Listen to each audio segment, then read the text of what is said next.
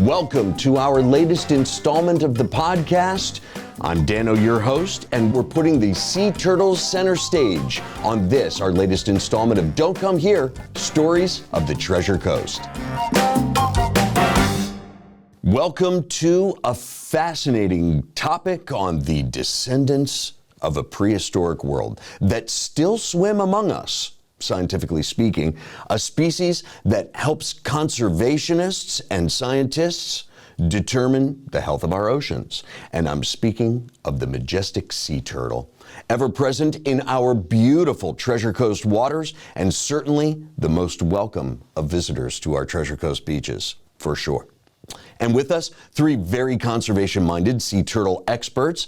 I'm Dano, your host, and in this edition of Don't Come Here, Stories of the Treasure Coast, we're going to put the sea turtles center stage. So please give the podcast a rating, a like, a share, and subscribe away. We love having you a part of the show. And speaking of being a part of the show, we will be speaking with Ken Joelle as the St. Lucie County Natural Resources and Environment Extension Agent. Also joining us, Kendrick Cope, the founder and executive director of Coastal Connections. And chaperoning the conversation will be Dr. Zach Judd, Director of Education at Florida Oceanographic Society. So we have some serious sea turtle fun facts to get to as well. And we'll enjoy some of the impactful and positive strides that we're making towards sea turtle conservation. Very important to everybody at this table. So, Ken Joelle, you had programs designed to improve natural resources in St. Lucie County. Walk us through, if you don't mind, the IFAS, that's the Institute of Food and Agricultural Sciences? Yeah, that was good. Wow. It's the University of Florida, IFAS, it's the University of Florida Institute of Food and Agricultural Sciences. And we have 67 counties, extension offices in each county, and 13 research stations scattered throughout the state. And the nice thing about working locally as an extension agent is when we find that there is a specific need, whether it's sea turtles or anything else that's going on out there, I have the ability to tap into experts pretty much anywhere in that system. So, and I'm here to serve locally. That's great. That's great. Well, speaking of serving locally, I'm reading over some of the bio information, and I was somewhat confused as to the extension part of the job. If you don't mind, explain that a little bit for us. Okay, so essentially what extension is technology transfer. So at the University of Florida, we have the traditional degree-seeking programs, and we do offer some courses here actually for credit. Out at the University of Florida Indian River Research and Education Center, way out west of town by the Turnpike in Fort Pierce. And then we have people that are doing research. And those people that do research, brilliant people from all over the world. And what they do, it takes a lot of effort because they have students working underneath them. They're on that publish or perish paradigm. They have to get that money in order to support the programs. And then sometimes what happens is they do their work, they find discoveries, and then it gets, in a publication, it gets shelved. It's up to people like myself doing technology transfer, the extension aspect of the job, to know what all these specialists are doing around the state. And then when a need comes up, whether it's sea turtle lighting or whatever it might be, I can step in and I can grab a hold of a researcher that has the answers, and then I can get a solution to meet local needs. So it's a lot of fun. But yeah, it took, I've been on the job for over 30 years, and in that 30 years, I still meet new people that are still working on brilliant things. That's great. Yeah. You could divulge a few of the brilliant things as far as conservation is concerned. After all, we are putting these sea turtles center stage. Well, sea turtles is high on my list of really important things. But we've also seen some critters out there that might not necessarily have been here before. And I know that some people who are seeing the red-headed lizards around. Oh yeah, the agamas. Yeah, the curly tail, the Peters's rock agama. Sure. So I have the resources to tap into the wildlife experts at UF IFAS, and many of them are also PhD grad students and postdocs.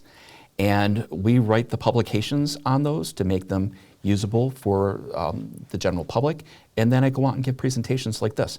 So basically, we help fill in the information niche when people are needing the blanks. Yeah.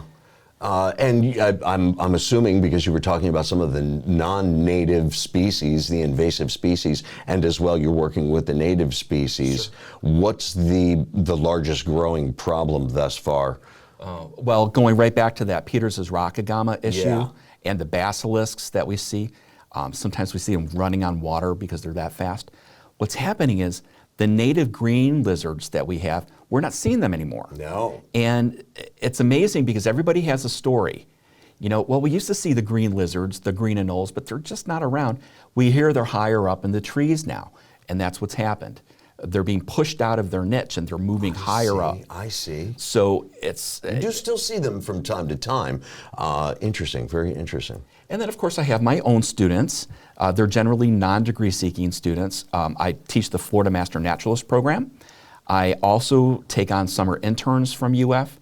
I had one student this summer with UF Wildlife. His name is Sean. That kid earned his program. Let me tell you. Way to go, Sean. He earned his letter of recommendation from me to get him into grad school, which he did get into. But he spent his whole summer learning about sea turtles. Cool. He spent 8 weeks doing that. He studied algae. He studied.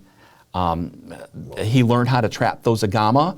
He did a lot of work for us. Oh, he learned how to trap it, huh? And and again, under my supervision, I wasn't going to turn well him done, loose. well done. Yeah. Your tutelage. I'm just being honest with you guys. I used to sit with the little box and the stick and the string and put a little piece of lettuce on there, waiting for the green anole to come by, and just I never had a chance to pull the stick. An undergraduate advisor of mine who also studied invasive species used to noose them on campus all the time. That's what they say to Yeah, do. and that's I just exactly. can't imagine sitting there with the last. He got all the undergrad students in his lab to go noose them. It was great. He's got his own pet. Yeah. What Sean did is he used a bait fish trap, and we used crickets, and he figured out how to do it. It works in the summertime when the agama are out there actively eating, but I tried doing it when it got cooler out and they weren't eating.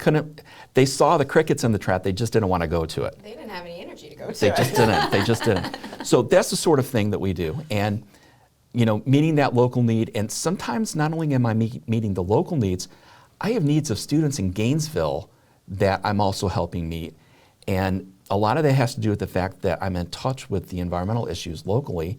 And if I have a grad student that reaches out to me and says, you know, hey, I want to come and do a summer internship with you, this is what I want to study, I might be able to work that out. That's great. That's great. Is there a way that they can get in touch with you? They have to work through the department at UF. Okay, So, excellent. and they have to apply for it. All right.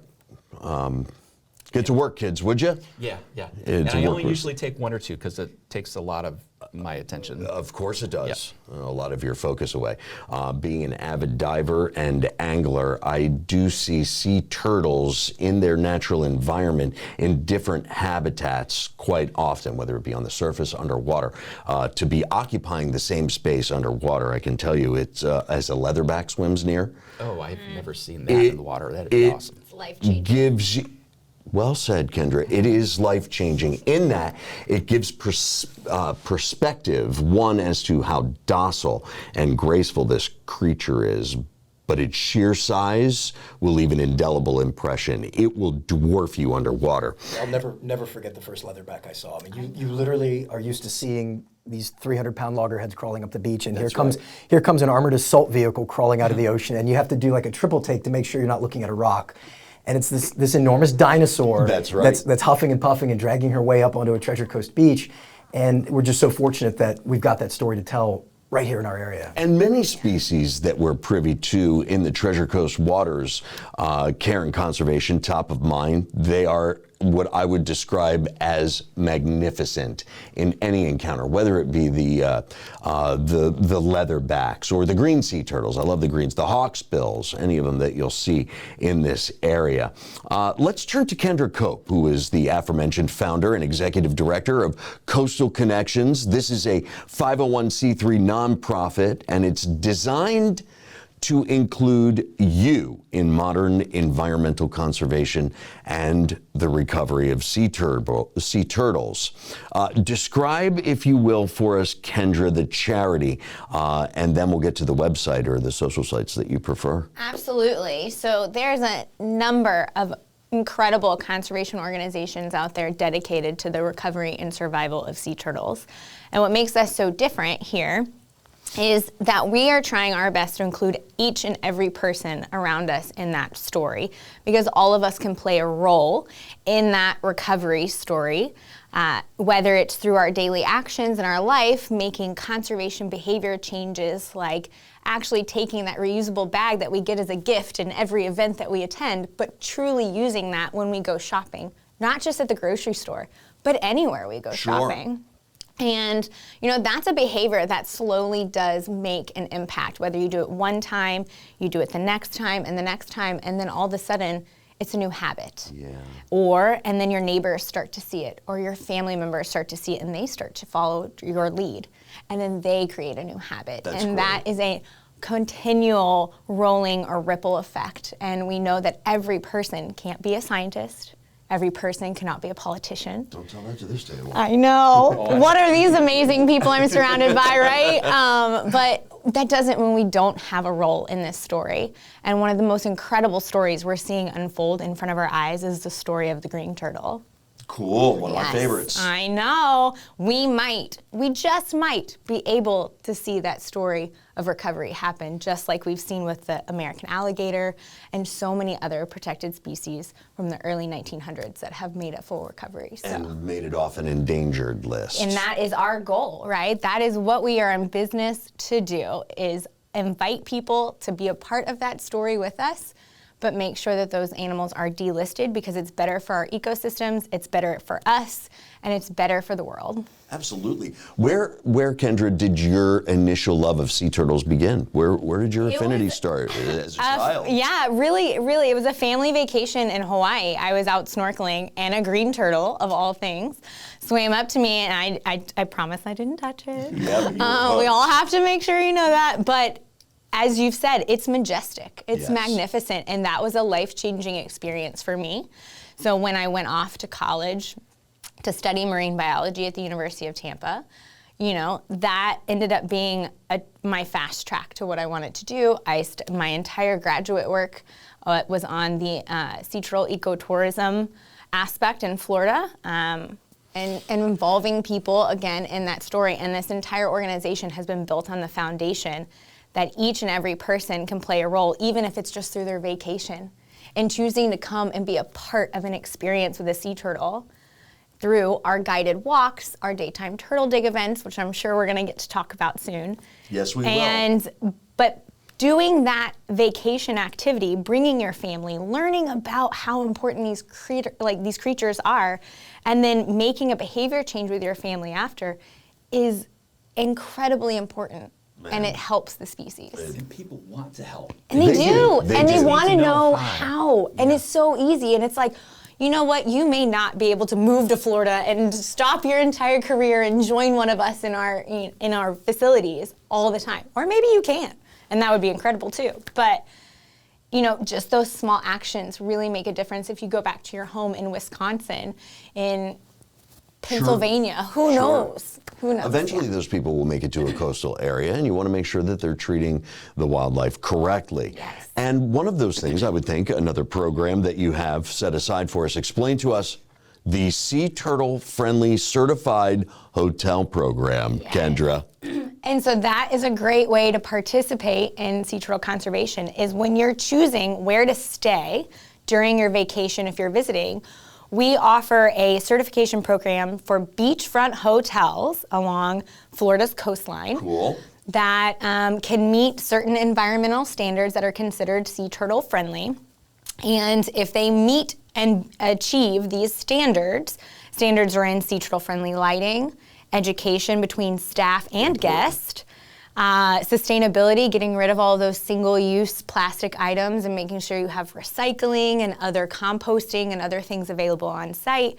And then, of course, just making sure our beaches are natural and clean and ready and available for nesting moms during the summertime. there's tons of, if they can meet those standards, then they can achieve that certification each year. And so when you go and you book your hotel stay at a Sea Turtle Friendly certified, you know that you are contributing to conservation indirectly through where you choose to stay. That's fantastic. Yes. Turn the lights off. Or just have the appropriate lighting that is safe for you and safe for wildlife. And that's understandable. I know that as a very wet behind the ears Florida resident, 16 years old, I'm down onto the beaches on the southern portions. It was a Martin County beach, and there I was told sea turtles were coming up at night. Are you kidding me? I love sea life. So I went down there immediately, and I'm shining the light on this. I know. Now I look back on it and I cringe. But I think we all have stories like But that. there was no education. Nowadays, you'd be hard-pressed to find somebody coming to our beaches without that knowledge. And it's folks like you that are impressing upon people that don't know that very important knowledge on how to care for them if you're going to do any sightseeing. And it doesn't take one group. It takes all of us to Yes. share that message The and to village. be able to make that impact with every visitor and resident in our area. Certainly. And as soon as we think we've got the message completely out there, we have to go back and do it again. They forget. Yeah, they forget, or we have new residents coming. They Yes. didn't study. They didn't study. They didn't study hard enough. Okay, well, we also have turtle digs, and now I'm going to get to what I think is my favorite, but let's talk quickly about turtle digs. Oh, yes. So our turtle digs are one of our most popular events every year. We have about 60 to 100 people who attend every single dig. And so after a nest is laid on our beach, or any beach in the Treasure Coast, it will incubate for about 2 months, give or take whatever the environmental conditions are happening around it, right? And once those nests hatch, it is up to groups like us to go in and evaluate the success of those nests. We have to collect a lot of really critically important data that is provided to both state and federal partners, and sometimes even county partners. And we do that in a fun, inviting, educational way. So our team will go, and once our nests have hatched, there's a certain collection of those nests that we will evaluate for the public. And we do it, we invite them to come on the beach, they can come watch these evaluations. That's cool. Yes, and you get to see real science and real data collection happen in front of your eyes while you're getting this formal presentation. We're interacting with you. And professionals. And sort of guarding professionals. over everything. Absolutely. These are all permitted events. Please know that they only are authorized under an FWC permit.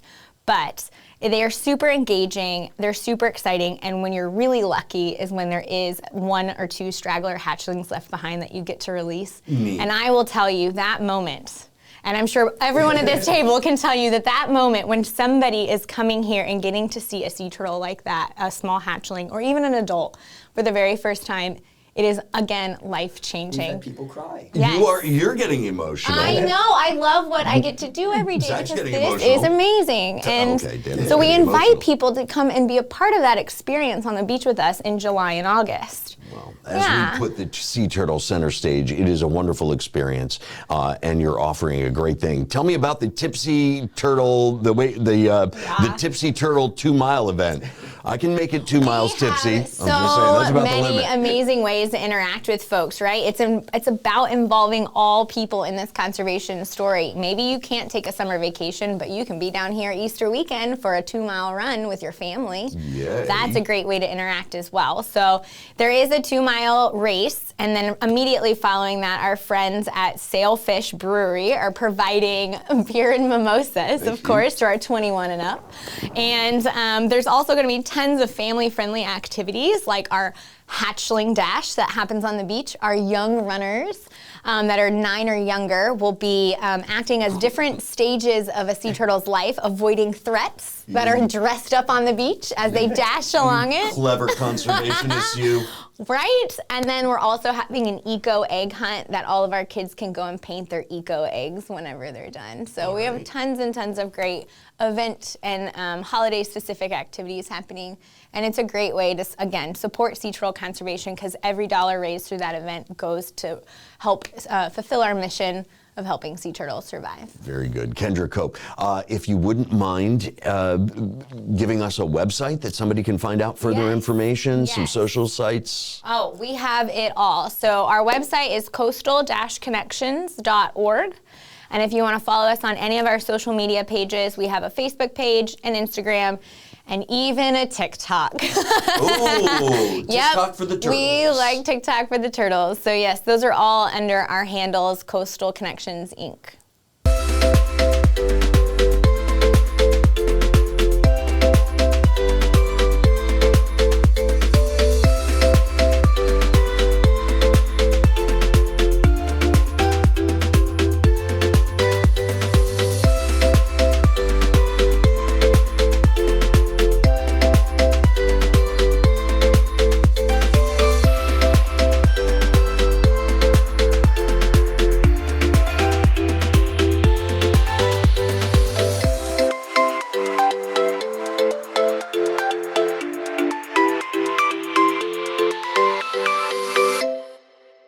Dr. Zach Judd. We'll call you Zach. Zach's good. Zach's good.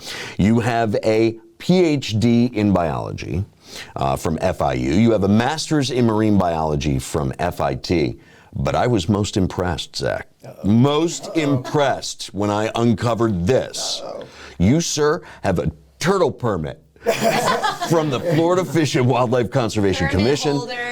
Yeah, and your team is heading up the Florida Oceanographic Society's Sea Turtle Education and Conservation effort. Well, you people are a mouthful. I just want you to know that. However, explain to us, if you don't mind, the team and some of the efforts that you guys are leading, and how does one obtain a turtle permit? Great question. Thank you. Yeah, so Florida Oceanographic Society is a conservation-focused nonprofit organization that's been a fixture here in the Treasure Coast since 1964. And we operate the Florida Oceanographic Coastal Center, which is a nature center / aquarium on Hutchinson Island in Stewart. So it's a great place to bring your family and spend a little time learning about nature. Great. In front of the scenes, we are a place that really showcases the unique nature and the unique ecosystems that make the Treasure Coast so special. And then behind the scenes, we are heavily invested in research and restoration, trying to help figure out what's hurting Florida's waters and what we can do to help. So we're an organization that, at face value is an entertainment / education facility. But when you dig a little bit deeper, our scientists are actively working to try to fix Florida's waterways through habitat restoration and water quality monitoring. We're part of the sea turtle story because our facility is a forever home for 4 permanently disabled sea turtles. Now, we're not a turtle hospital. Florida has an amazing network of turtle hospitals. And these are active rehabilitation facilities, and their end goal is to get a turtle that's having some health issues back out into the wild. But Florida Oceanographic Society, we're a little different. They found their forever home. Exactly right. So we are a forever home right now for 4 disabled sea turtles. We have a loggerhead and 3 green sea turtles that will live with us for the rest of their lives. Oh, great. And so we're a really great place for people to come out and see a sea turtle up close and know that it's not an animal that's in captivity just for the sake of being in captivity, but instead it's an animal that cannot survive in the wild anymore. And it's a feel-good story. They become our biggest advocates. In fact, our sea turtles, along with all the animals that live at the Coastal Center, are conservation ambassadors. They allow me and my staff and my volunteers to inspire visitors to the Treasure Coast and residents to the Treasure Coast to care a little bit more about the environment. And we're not just sea turtles, we also teach people about sharks and stingrays and fish and invertebrates and mangroves and all the important components of what makes this area so special. But I think if you polled our visitors, most of them would say that sea turtles are high on their list. They really are. Yeah. They really do. And that's the thing, is any visitor that comes, that is the thing that they typically remember most. And it's amazing. Yeah. So regarding the permit, these are permits that Kendra and myself and other organizations in Florida hold that allow us to interact with sea turtles in a variety of different ways without breaking any laws. So all sea turtles are protected under the U.S. Endangered Species Act, which means we kind of have to cross our T's and dot our I's when we're working with these animals. So a marine turtle permit allows organizations to house turtles on display. It allows organizations to rehabilitate injured sea turtles. And in my case, in Kendra's case, it allows us to do work on the beach with sea turtles, including those morning excavation programs and nighttime guided sea turtle walks. And in some organizations, there's also a monitoring component where nesting activity is measured and monitored on a daily basis. So a marine turtle permit is something that an individual who works in the field can get to facilitate being able to do turtle-related research and educational activities without breaking any laws. And it's really important to remember that because these animals are still pretty darn rare, even though they're fairly abundant here in the Treasure Coast, we have to make sure that our interactions, both as scientists and as beachgoers, don't have a negative impact on them. Very good, very good. Well, we don't want any negative effects. But there are some researchers out there. Answer me this question, if you don't mind. And for the sake of brevity, we want some of the researchers out there to understand, with these 3 sea turtle professionals, the sea turtles center stage, 7 species, debatable question, or 8 species of sea. Right? This is getting flipped. Either or. So there's a controversy here. Yep. Big one. And so most people would say there's 7 species of sea turtle on Earth, but there is a population of green sea turtles found in the Pacific Ocean that some folks want to split out and give them a different name. So sometimes you'll hear them called black sea turtles. If you've ever been to Hawaii or the Galapagos Islands, the green turtles there are a little bit different. Genetics at this time doesn't really support that 8th species, but if you hear people say 8, that's probably where they're To avoid the fight, say, you're right, 8 species. But you know there are 7. It is culturally important that black turtles are named black turtles. And so in locations in Central America, that sea turtles have been part of the human dynamic, human and ocean dynamic for, ever. 110 million Yes, years. they're an incredible food source. They're critically important for many cultural and spiritual ceremonies, and have been used for tools and accessories and just so many other things to allow our societies to grow and develop. And thus, if you go back to these smaller communities in Central America, black turtles along the Pacific coast have been critically important for those communities, and they don't want to just change their way of thinking because our white American selves truly have come in and said, well, they're the same as our Caribbean green turtles. Well, it is important to them to make sure that they stay significantly different, even though genetically they are the same at this time. Incredible that the political disagreements and that loss of knowledge is lost on people, that they don't understand. It's about the sea turtles, not you. Yeah. They don't care. Just make sure that we're conservation and caring-minded. Thank you. And making sure that they're being sustainably included in our daily actions so that they can continue to be here for all generations after us. Ken Joeli. Yes. Your favorite sea turtle fun fact? Anything. The papillae in the throat. Wow. Okay. We got So That's where I was going there to. are. Where are you going to go? That's a good one. Okay, now we get to Sea turtles have, basically it's a one-way down. Okay. And if you look at the throat of a sea turtle, it has these structures on the throat that are about an inch. Well, you guys probably see these things more than I do.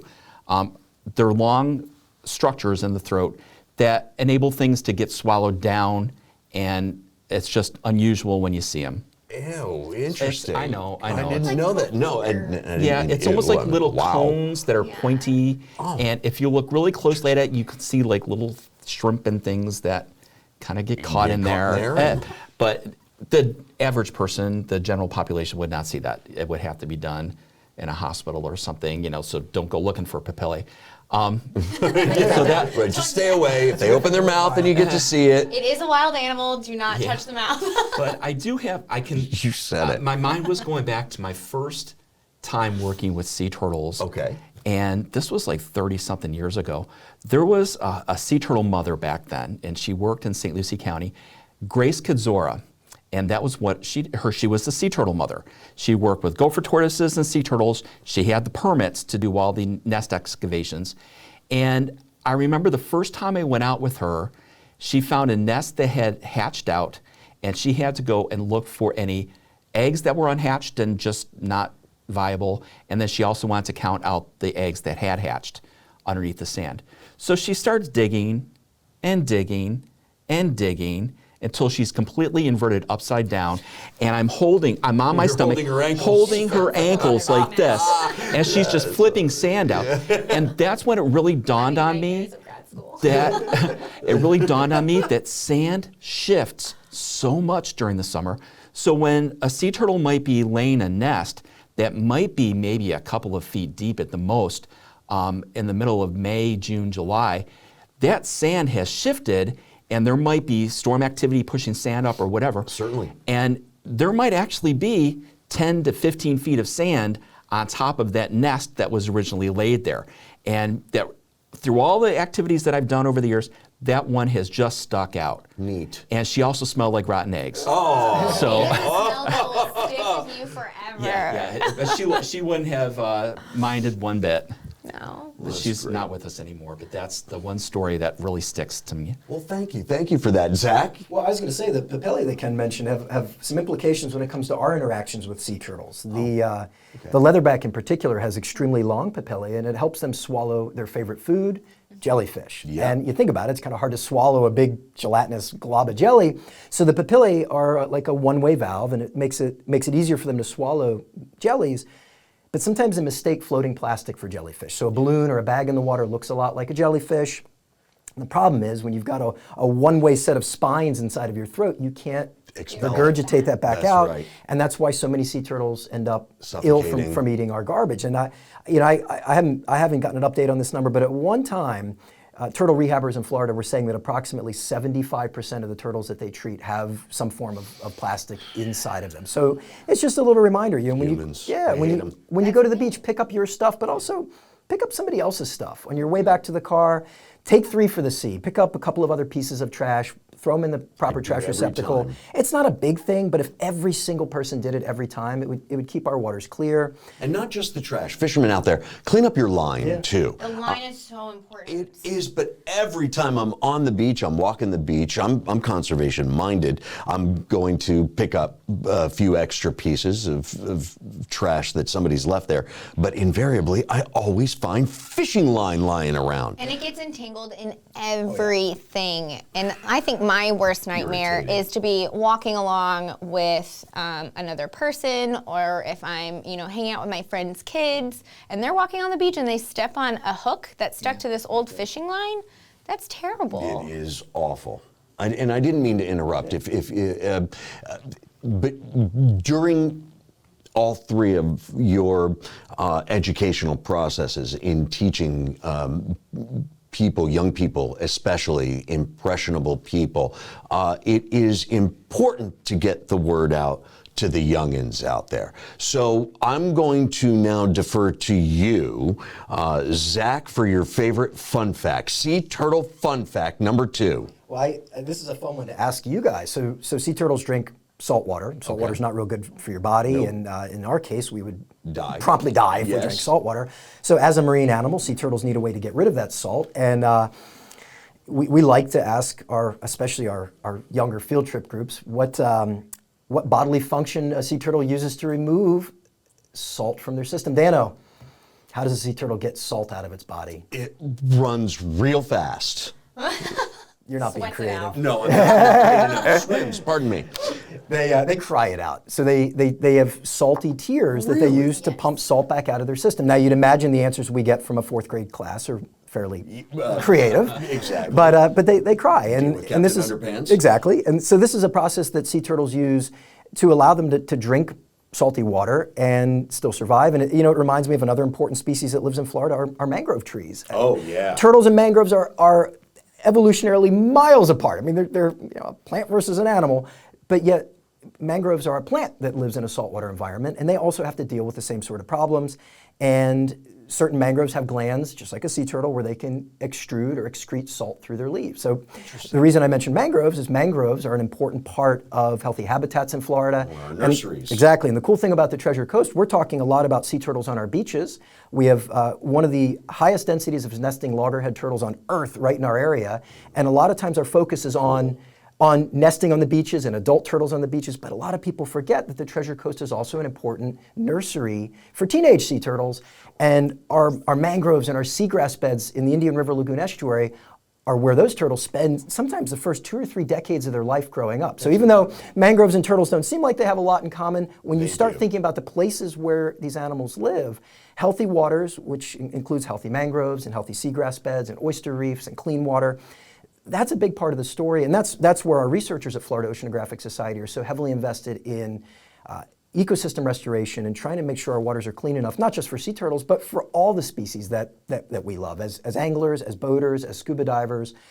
we need to make sure we're taking care of everything. It just happens that sea turtles are charismatic, and they're a good gateway for people to start caring about the environment, even if they're not environmentalists.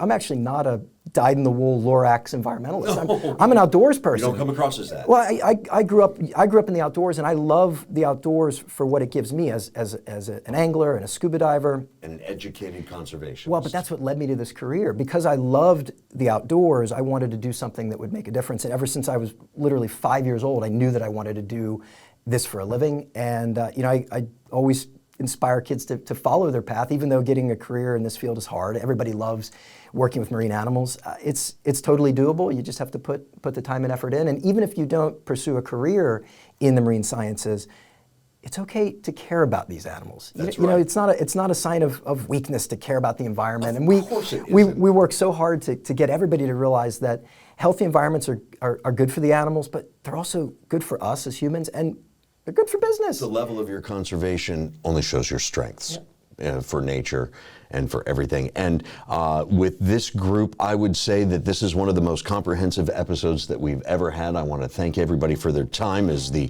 curtain falls on this episode. Zach Judd, Kendra Cope, Ken Joeli, thank you all so much for this precious time. Speaking of precious and always present in our stunning Treasure Coast waters, I'm Dano. Like, subscribe to our podcast, and thank you for being here for this edition of Don't Come Here, Stories of the Treasure Coast.